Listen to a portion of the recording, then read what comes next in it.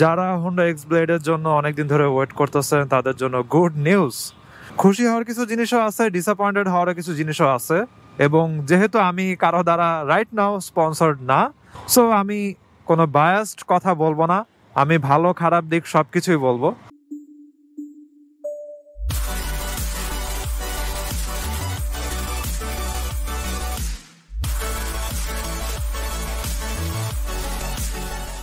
এই what is up, দিনটা হচ্ছে শুক্রবার আর এখন বাজে 11টা। আমি এখন বের হয়ে যাই। মোটরসাইকেল ওয়ার্ম আপ চলতেছিল 30 অথবা 25 সেকেন্ডসের মতো।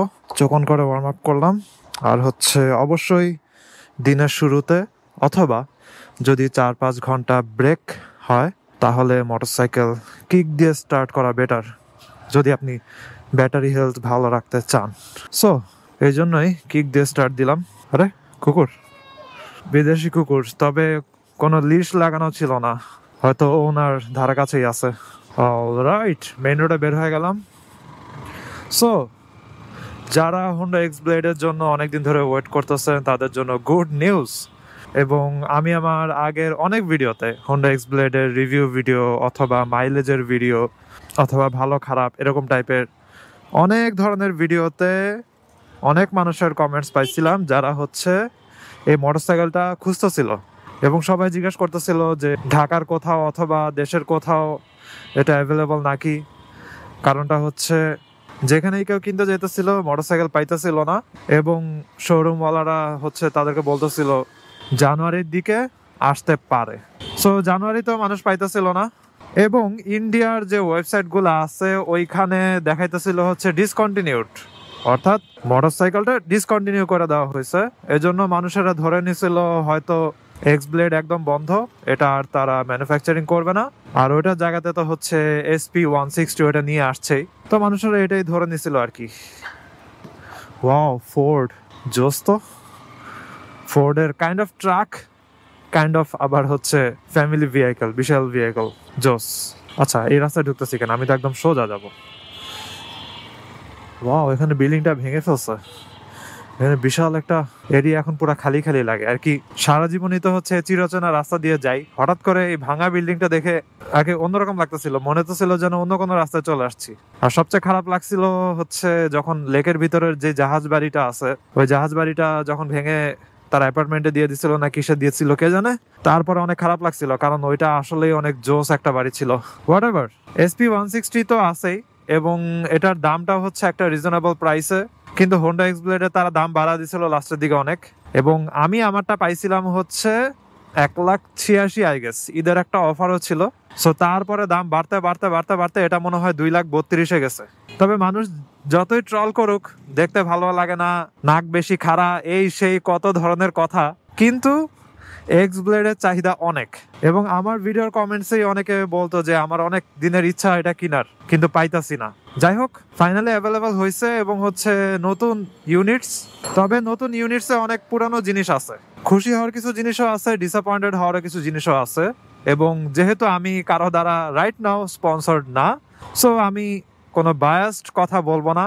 আমি ভালো খারাপ দিক সবকিছুই বলবো। তো নতুন যে এক্স ব্লেড লঞ্চ হয়েছে ওইটার নাম দেওয়া হয়েছে হচ্ছে PGM FI, অর্থাৎ একটা নতুন টেকনোলজির FI ইঞ্জিন দেওয়া হয়েছে এটাতে।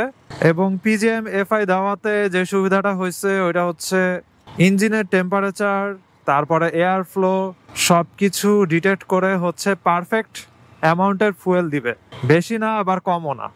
সো এটাতে যেটা হবে, ফুয়েল এফিসিয়েন্সি অনেক ইমপ্রুভ হবে কার্বোরেটর ভার্সন থেকে। যেমন আমারটা হচ্ছে কার্বোরেটর ভার্সন, আর নতুন যেটা লঞ্চ হয়েছে ওটা হচ্ছে FI।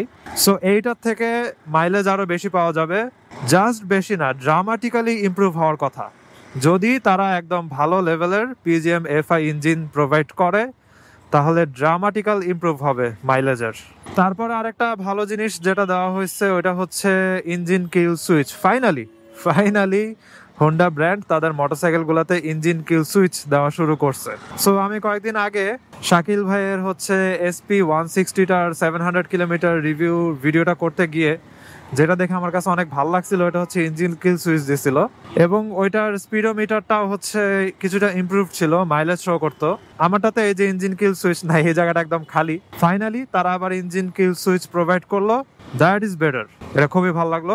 তবে স্পিডোমিটারটারও ইমপ্রুভমেন্ট করা উচিত ছিল, হয়তো মাইলেজ দিতে পারতো।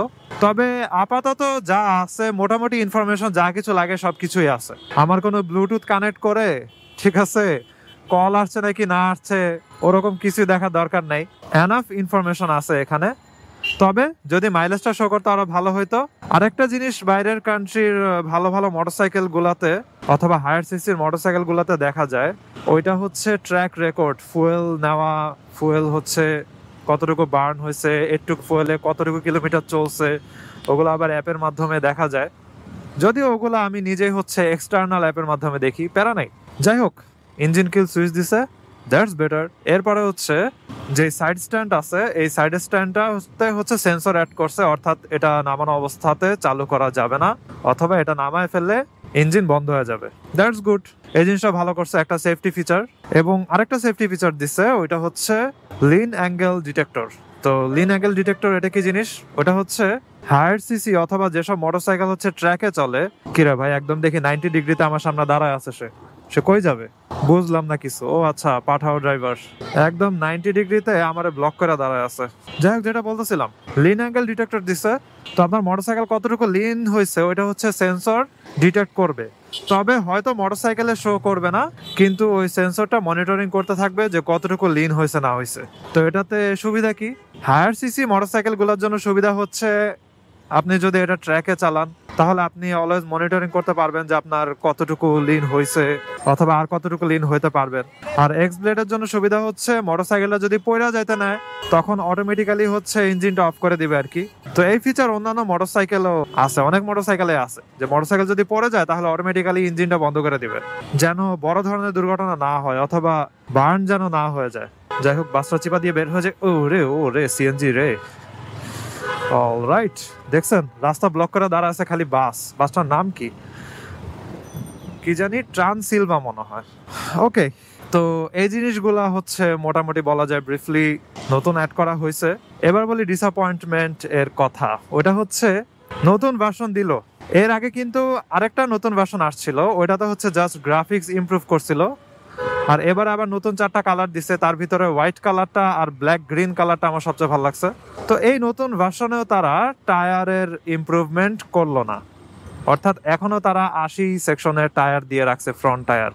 একটা 162.7 নাকি 163 সিসি জানো, এই ইঞ্জিনের একটা মোটরসাইকেল, এটা টায়ার সাইজ এখনো 80। তো এটা কেমন লাগে বলেন? একটা জিনিস দেখতে তো ভালো লাগে না, এটা ঠিক আছে। আর একটা জিনিস হচ্ছে রাইডিং কনফিডেন্স আরো বাড়তো যদি তারা অ্যাটলিস্ট 90 সেকশনের টায়ার দিত আর কি। বাট তারা দেয় নাই, অর্থাৎ কোনো ইমপ্রুভই করা নাই।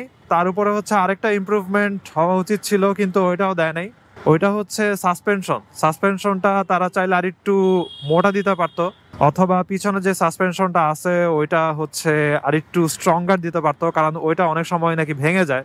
কিন্তু ওইটারও তারা কোনো ইমপ্রুভমেন্ট করা নাই আর কি। বলা যায় বডির দিক দিয়ে আগে যা ছিল তাই আছে, আগের ইউনিটি আপনি বলতে পারেন যে জোড়া টোরা লাগা দেওয়া হয়েছে। তো এই জিনিসটার দিক দিয়ে আর কি খারাপ লাগলো।